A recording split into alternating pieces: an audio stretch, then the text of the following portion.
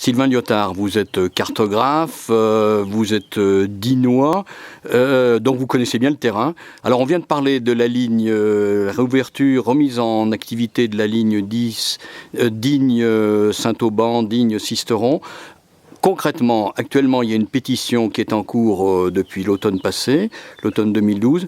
Quelles sont les chances de voir se réaliser cette réouverture ? On est dans un contexte qui est quand même plutôt favorable. C'est-à-dire qu'on a une évolution, on l'a vu ces derniers mois, sur le rapport Oxiette, le rapport Bianco, sur la redéfinition du rôle de chacun dans les chemins de fer et la remobilisation vers les lignes classiques plutôt que vers les LGV, qui devrait faciliter normalement la remise en état de certaines voies ferrées ou la modernisation de certaines voies ferrées. Donc ça, c'est un contexte qui pour nous est plutôt favorable et sur lequel on va continuer à agir.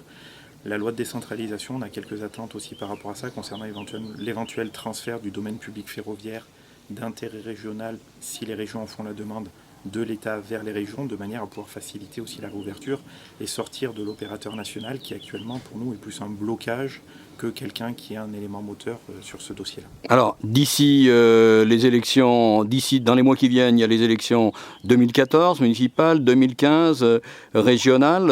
Est-ce que pour vous, ce sont des bons moments, des bons leviers pour faire avancer votre projet ?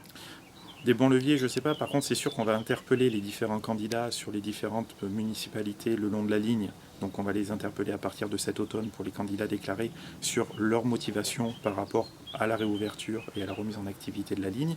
Et en fonction de ça, on prendra des positions pour pouvoir aussi communiquer au mieux et les informer des possibilités de cette ligne.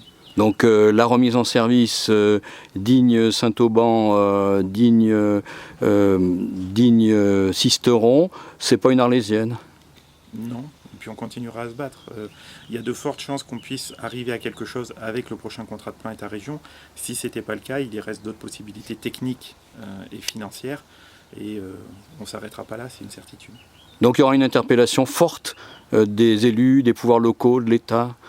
C'est une certitude.